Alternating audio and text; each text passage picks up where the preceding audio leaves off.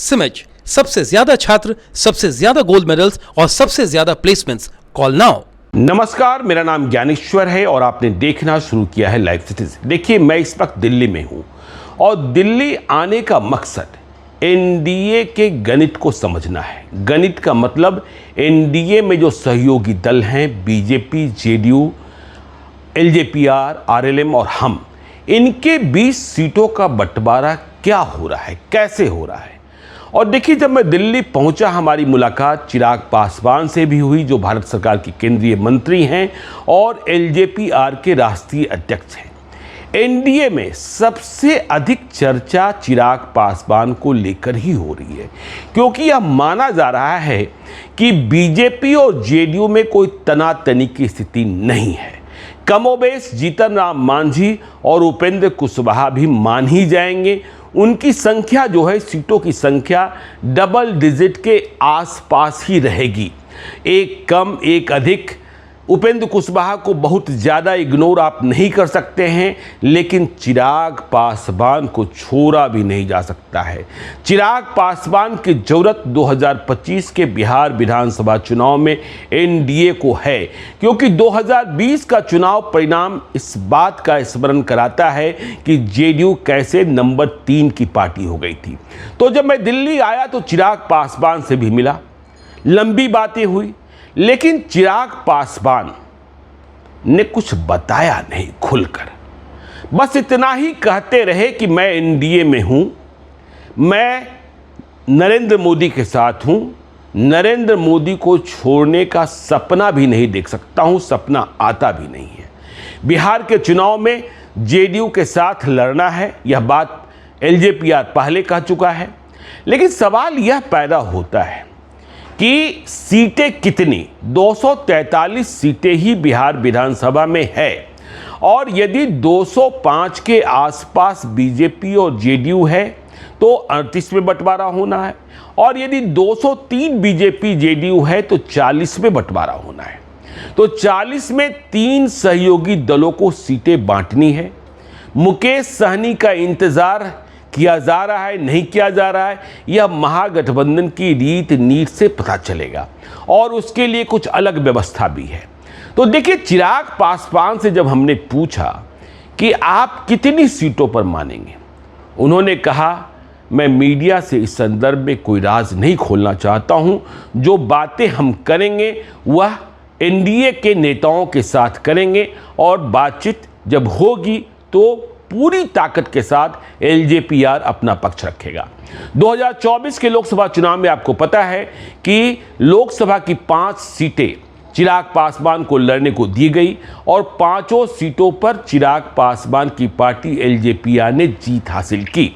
तो देखिए, चिराग पासवान के बारे में जो चिराग पासवान को लोग समझते हैं, चिराग पासवान ने यह जरूर कहा कि देखिए, लोकसभा चुनाव के वक्त भी मीडिया इस बात का अनुमान लगा रहा था कि एलजेपीआर को 2 या 3 सीटें ही मिलेगी, लेकिन हम बार बार कह रहे थे 6 से कम नहीं, 5 से तो बिल्कुल कम नहीं, और 5 सीटें मिली, और हमने 5 सीटें जीतकर नरेंद्र मोदी की सरकार बनाने में महत्वपूर्ण भूमिका का निर्वहन किया। तो 2025 के विधानसभा चुनाव में यदि लोकसभा सीटों का फार्मूला निकाला जाए तो चिराग पासवान की पार्टी एलजेपीआर का जो अधिकार है, या यूं कहें कि जो डिमांड लिस्ट है, वह 30 विधानसभा क्षेत्रों का बनता हुआ दिखाई पड़ता है। लेकिन सीटों की संख्या 243, इसमें कहां से 30 सीटें। लेकिन देखिए, मैंने जो चिराग पासवान को समझा, चिराग पासवान ने खुले तौर पर कुछ भी नहीं कहा। चिराग पासवान इस भूमिका में, या यूं कहें कि इस मूड में बिल्कुल नहीं दिखे कि कोई उन्हें दे देगा और वे ले लेंगे। मतलब बीजेपी हो या जेडीयू हो, यह तय कर दे कि भाई एलजेपीआर के लिए इतनी ही सीटें बची है, अब इतनी ही सीटों पर आप चुनाव लड़ लीजिए, तो चिराग पासवान यह मानने को, यह कबूलने को तैयार नहीं दिखते हैं। चिराग पासवान पूरे बिहार में पार्टी का विस्तार करने में लगे हैं। आपको पता है, बिहार फर्स्ट, बिहारी फर्स्ट। अभी चिराग पासवान की यात्रा भी शुरू हो रही है। 12 सितंबर से वह हाजीपुर से बिहार की यात्रा पर निकलने वाले हैं। 21 सितंबर को पटना में पटना के मिलर स्कूल ग्राउंड में इसकी समाप्ति होगी। तो अब बड़ा सवाल, चिराग पासवान कितनी सीटों पर मानेंगे? देखिए, हमने कहा कि दे देंगे और वे ले लेंगे। इस मूड में चिराग पासवान हमें नहीं दिखे। उन्होंने कहा कुछ भी नहीं, कि मतलब कहने का आशय यह कि हम एनडीए में हैं, लेकिन हमारा जो हक बनता है वह मिलना चाहिए। लेकिन इससे बड़ा सवाल, देखिए, जब बार बार कई बार बातें हो जाती है कि चिराग पासवान और प्रशांत किशोर दोनों एक दूसरे की प्रशंसा करते हैं, क्या दोनों में कोई संबंध बन सकता है? और यदि संबंध बन जाए तो बिहार की राजनीतिक परिस्थिति क्या होगी, चुनावी परिस्थिति क्या होगी?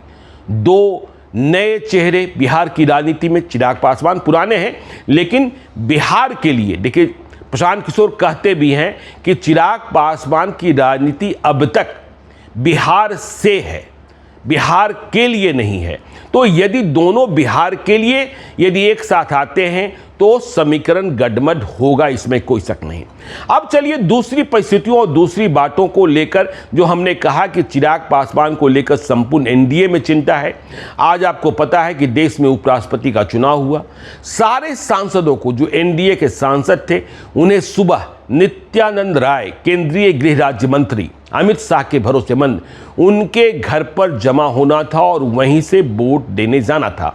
सभी पहुंच गए, जीतन राम मांझी हो, चाहे ललन सिंह हो, संजय झा हो, उपेंद्र कुशवाहा हो, अरुण भारती हो, लेकिन चिराग पासवान नहीं पहुंचे। चलिए, हम इसका कोई दूसरा अर्थ भी नहीं निकालते हैं, इसे एक हाशिए पर रखते हैं, क्योंकि चिराग पासवान ने एनडीए के पक्ष में वोट किया।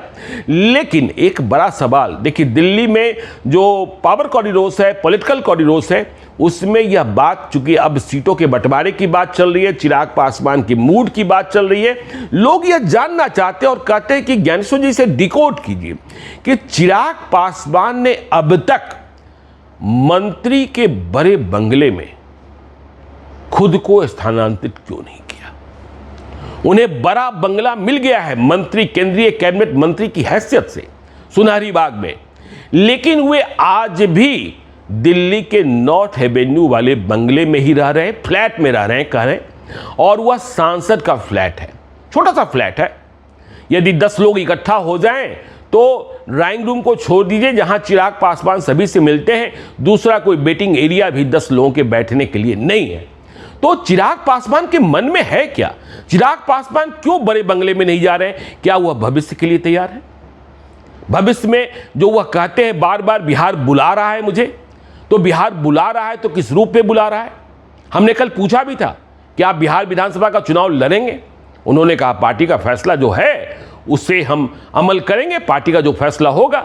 लेकिन जो सीटों की संख्या चिराग पासवान ने नहीं बताई, हमने जो कल दिल्ली में दूसरे लोगों से, जिसमें एलजेपीआर के लोग भी हैं, बीजेपी से जुड़े लोग भी हैं, उनसे बातचीत करके जो डिकोड करने की कोशिश की, चिराग पासवान की शर्त, यदि चलिए उनकी सीटें यदि आप 22 से 25, 25 से 28 भी कर देते हैं और चिराग पासवान मान भी जाते हैं, तो चिराग पासवान ऐसी ऐसी सीटें मांगने की तैयारी कर रहे हैं कि बीजेपी, जेडीयू और अन्य सहयोगी दलों के होश उड़ जाएंगे। और चिराग पासवान के पास कहने को यह होगा कि संख्या तो हमने आपके अनुसार मान ली, लेकिन सीट कौन, अब आपको मेरे हिसाब से मानना होगा, क्योंकि हमें स्ट्राइक रेट दोहराना है। उनके कुछ राजनीतिक हिसाब किताब भी बहुतों से हैं, यह भी सभी जानते हैं। तो हमने जब लोगों से पता करने की बात कोशिश करी, तो हमने पूछा कौन कौन सी सीटें, जैसे हमने पूछ दिया भाई, किसी से पूछा कि जमुई लोकसभा क्षेत्र, जहां का प्रतिनिधित्व 2014 में चिराग पासवान ने किया था, 2019 में भी किया और 2024 में उनके बहनोई अरुण भारती कर रहे हैं, जो आज की तारीख में जो चिराग पासवान को कहना होता है वह अरुण भारती कहते हैं, और अरुण भारती के जिम्मे पूरी पार्टी है। तो अरुण भारती जमुई के सांसद हैं। तो पता यह चला, देखिए अरुण भारती नहीं स्वीकारते हैं, चिराग पासवान नहीं स्वीकारते हैं, लेकिन दिलो दिमाग में क्या है? दिलो दिमाग में है कि जमुई लोकसभा क्षेत्र में 2 विधानसभा क्षेत्रों पर एलजेपीआर के उम्मीदवार होंगे। अब ये कहां होंगे? अब ये उम्मीदवार एलजेपीआर के जहां होंगे उन विधानसभा क्षेत्रों के नाम आपको हम बता रहे हैं। एलजेपीआर मानता है, तैयारी है बूथ लेवल की, कि हमें लड़ना है चकाई और हमें लड़ना है सिकंदरा। सिकंदरा सुरक्षित क्षेत्र है। जरा इसके बारे में बताएं। उसके पहले आपको हम जीतन राम मांझी का वह बयान भी बता देना चाहते हैं। 2 दिनों पहले उन्होंने राष्ट्रीय अधिवेशन में कहा था कि चिराग पासवान को एनडीए में ही बने रहना चाहिए, उनका सम्मान होगा, उनके मन पसंद, उनके मन लायक सीटें मिल जाएंगी। जो मन लायक बातें कही हैं, अब इसको जमुई लोकसभा क्षेत्र के 2 सीट चकाई और सिकंदरा से ही जोड़िए। सिकंदरा सुरक्षित क्षेत्र है और कहा जा रहा है कि सिकंदरा से अरुण भारती जो जमुई के सांसद हैं वे ही चुनाव लड़ेंगे। मतलब सोचिए, चिराग पासवान की समानांतर तैयारी 2025 में यदि बिहार में एनडीए की सरकार बनती है तो उसमें किस रूप से एलजेपीआर का प्रतिनिधित्व होगा, इसके लिए चल रहा है। तो अब सिकंदरा सीट क्या है? सिकंदरा सीट एनडीए में हम पार्टी की जीती हुई सीट है और हम पार्टी की जीती हुई seat, reserve seat, Jitan Ram Manjhi ने मगध के इलाके के अलावा कहीं जीत हासिल की थी, आश्चर्यजनक जीत थी, तो यह जमुई का सिकंदरा विधानसभा क्षेत्र था। तो जीतन राम मांझी ने कहा मन लायक सीटें मिल जाएगी एनडीए में। तो जीतन राम मांझी से जब कभी मौका मिलेगा तो हम पूछ लेंगे कि एलजेपीआर तो सिकंदरा लड़ने की बात कर रहा है और अरुण भारती के लड़ाने की बात हो रही है। अरुण भारती नंबर 2 है एलजेपीआर में, तो क्या आप छोड़ देंगे? बड़ा सवाल है। अब चकाई देखिए कितनी कठिन सीट है। एलजेपीआर यदि चकाई लड़ने की तैयारी कर रहा है, सुमित सिंह वहां निर्दलीय जीते हैं। 2020 के विधानसभा चुनाव में अकेले सुमित सिंह थे पूरे बिहार में जो निर्दलीय चुनाव जीते थे। और जब सरकार बनने में परेशानी हो रही थी नीतीश कुमार की, एनडीए की सरकार बनने में, तो सुमित सिंह ने पुराने गिले शिकवे भूलकर, उन्हें टिकट नहीं मिला था, टिकट का भरोसा दिया गया था, पुराने गिले शिकवे भूलकर सुमित सिंह ने नीतीश कुमार की सरकार को समर्थन दिया था, जिसके पुरस्कार स्वरूप, परिणाम स्वरूप वह बिहार सरकार में मंत्री बनाए गए, आज भी मंत्री हैं। तो सोचिए सुमित सिंह का टिकट कैसे कटेगा। अब चिराग पासवान का क्या हिसाब किताब बकाया है सुमित सिंह के साथ, यह बिहार के लोग जानते हैं। तो ऐसी सीटों की डिमांड चल रही है। अब देखिए बेगूसराय में मटिहानी की बात कर लें। मटिहानी एक ऐसा विधानसभा क्षेत्र था, अकेला विधानसभा क्षेत्र, जहां एलजेपी के उम्मीदवार राजकुमार सिंह, कामदेव सिंह के बेटे, उन्हें जीत मिली थी, लेकिन अकेले जीते थे और नीतीश कुमार को विधायकों की जरूरत थी। नीतीश कुमार की नज़र, नीतीश कुमार के जितने सलाहकार हैं या जो प्लानर हैं, जिसमें आप विजय चौधरी का नाम ले लीजिए, अशोक चौधरी का नाम ले लीजिए, संजय झा का नाम ले लीजिए, ललन सिंह का नाम ले लीजिए, ये राजकुमार सिंह को लेकर, और जब रिश्ते खराब हुए थे चिराग पासवान के साथ और जब पार्टी तोड़ी गई थी चिराग पासवान की पार्टी, आपको याद है कैसे दिल्ली में बंगला खाली हुआ। 6 सांसद जो जीते थे 2019 में से, 6 सांसद 2019 में जो जीते थे उनमें से 5 को तोड़ दिया गया था। तो राजकुमार सिंह जेडीयू में आ गए, अब जेडीयू में ही हैं और राजकुमार सिंह का टिकट जेडीयू से कंफर्म माना जा रहा है। अब राजकुमार सिंह का टिकट जेडीयू से कंफर्म माना जा रहा है, इसलिए जो बोगो सिंह हैं वह आरजेडी की ओर चले गए, तेजस्वी यादव ने लपक लिया। लेकिन चिराग पासवान कह रहे हैं कि भाई मटिहानी सीट तो मेरी है। अब सोचिए मसला कहां फंसेगा, लड़ाई कहां फंसेगी, कौन कौन सी सीट पर लड़ाई कैसे कैसे फंसनी है। अब ब्रह्मपुर में हुलास पांडे ने फिर से तैयारी शुरू कर दी है।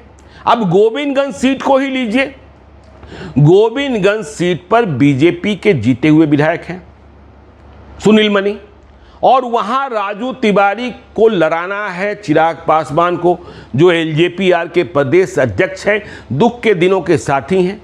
तो यह सीट लेने में कितनी परेशानी होगी। अब सोचिए दिनारा रोहतास का, दिनारा में राजेंद्र सिंह जो बीजेपी से आयातित होकर 2020 के चुनाव में चिराग पासवान के पास आए थे और चुनाव लड़ गए थे, वह नंबर 2 पर रहे। नंबर 3 पर जेडीयू चला गया था, जय कुमार सिंह, बुरी हार हुई थी। तो अब दिनारा सीट भी यदि चिराग पासवान इस तर्क के साथ मांगेंगे कि हम वहां नंबर 2 थे, तो क्या होगा? वहां ऐसे ही 3 राजपूतों के बीच घमासान है। चौथे अब चिराग पासवान के हो जाएंगे। उपेंद्र कुशवाहा ने आलोक सिंह को कमिट कर रखा है। बीजेपी से राजेंद्र सिंह की तैयारी पूरी है और जेडीयू से जय कुमार सिंह के पैरोकारी हो रही। अब जगदीशपुर देख लीजिए, जहां नीतीश कुमार ने भगवान सिंह कुशवाहा के नाम का ऐलान कर दिया। जब वहां गए तो जगदीशपुर में भगवान सिंह कुशवाहा 2020 में जब उन्हें जेडीयू से टिकट नहीं मिला था तो चिराग पासवान के पास भाग आए थे और चिराग पासवान की पार्टी से लड़ गए थे, नंबर 2 पर थे।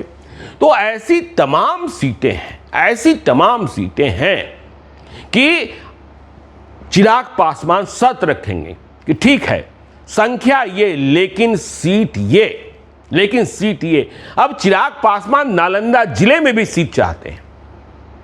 आपको स्मरण होगा कि नालंदा जिले में चिराग पासवान ने बड़ी सभा की थी और उस दिन कई सवाल उठे थे। चिराग पासवान पटना जिले में भी सीट चाहते हैं। पटना जिले में फतुआ में पहले चर्चा चल रही थी कि अभिमन्यु यादव जो रामकृपाल यादव के बेटे वे लड़ेंगे। फिर देखिए दानापुर की भी बात होती है। खैर दानापुर तो बीजेपी के परंपरागत सीट है। तो ये जो मसला फंसा है, अब रामा सिंह की पत्नी बीना सिंह वह महनार से जीती हुई विधायक हैं, आरजेडी के सिंबल पर चुनाव जीती थी। रमा सिंह रामविलास पासवान के पुराने सहयोगी रहे। जब संबंधों में खटास पैदा हुई थी तो रामा सिंह दूर चले गए थे, अब वापस आ गए हैं। तो रामा सिंह के लिए अब यदि महनार में उमेश कुशवाहा को लड़ाया जाना है, जो प्रदेश अध्यक्ष हैं जेडीयू के, तो लालगंज सीट के बारे में चर्चा हो रही है। तो लालगंज सीट भी बीजेपी की जीती हुई सीट है। अब गायघाट में देखिए, गायघाट में कोमल सिंह दिनेश सिंह की बिटिया 2020 में भी लड़ाया था चिराग पासवान ने। अब वहां भी घमासान है। तो हमने जो कहा कि दे देंगे और ले लेंगे, ऐसी परिस्थिति बनती हुई दिखाई नहीं पड़ रही है। तो चिराग पासवान को लेकर सस्पेंस, चिराग पासवान का मसला कैसे सुलझेगा, चिराग पासवान कैसे मानेंगे, उनकी सीटों की संख्या कितनी होगी, और सीटों की संख्या यदि तय हो भी गई तो सीटें कौन कौन सी होगी, क्योंकि चिराग पासवान विस्तार चाहते हैं। चिराग पासवान विस्तार चाहते हैं पूरे बिहार में, और उनका मानना है कि यदि हमने 2025 के विधानसभा चुनाव को गवा दिया, क्योंकि हम बार बार कह रहे हैं कि 2025 का जो चुनाव है वह परिवर्तनकारी चुनाव है।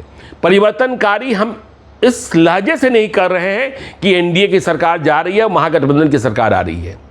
लड़ाई है किसकी सरकार, हम कह रहे हैं आयु वर्ग के हिसाब से 70+ वाले जो राजनीति में बचे हैं बिहार में, वह नीतीश कुमार हैं। अब यदि वो मुख्यमंत्री बन भी जाते हैं तो उनकी अंतिम पारी होगी। जीतन राम मांझी दिल्ली चले गए, 80 साल की अवस्था में हैं। और आप फिर देखिए 65 वाले कोई बचते नहीं हैं। फिर आप देखिए यदि हम 55 से 60 में जाएं तो सम्राट चौधरी हैं, जेडीयू में अशोक चौधरी हैं। लेकिन 50 से नीचे, मतलब 45 से 50 के नेताओं की जो पार्ट है वह बिहार के आगे का नेतृत्व है, जिसमें तेजस्वी यादव हैं, जिसमें चिराग पासवान हैं, जिसमें प्रशांत किशोर हैं, जिसमें मुकेश सहनी हैं। भाजपा में अकाल है, लेकिन वहां दिखाई पड़ते हैं कौन, ऋतुराज सिन्हा जो हार्वर्ड से पढ़ कर आए हैं। वहां दिखाई पड़ते हैं नितिन नवीन। लेकिन पहले जाति टूटनी होगी। यदि हम बात करें ऋतुराज सिन्हा की और नितिन नवीन की, और जाति तोड़ने का प्रयास तो बिहार में प्रशांत किशोर ही कर रहे हैं। तो चिराग पासवान का मसला आसान नहीं है। इस कांटे को कैसे, क्योंकि कमल खिलाना है और बीजेपी ने देखिए पूरी ताकत झोंक दी है। प्रधानमंत्री नरेंद्र मोदी फिर से आ रहे हैं, और नरेंद्र मोदी आ रहे हैं तो उनका आह्वान, उनका जो लक्ष्य है वह बिहार को जीतना है। नीतीश कुमार का नेतृत्व घोषित किया जा चुका है। नीतीश कुमार से चिराग पासवान के क्या रिश्ते रहे यह भी आपको पता है। तो चिराग कैसे मानते हैं कितने पर मानते हैं, कहां पर मानते हैं, इसे डिकोड किए जाने की जरूरत है और इसे डिकोड करने का हम प्रयास करते रहेंगे। आप देखते रहिए लाइव सीरीज को। यदि अब तक आपने हमारे यूट्यूब चैनल लाइव सीरीज को सब्सक्राइब नहीं किया है तो जरूर कर लीजिएगा, और यदि इस वीडियो को आप फेसबुक पेज के माध्यम से देखो तो पेज को लाइक कीजिएगा, हैंडल एक्स पर भी हमें फॉलो कीजिए। धन्यवाद।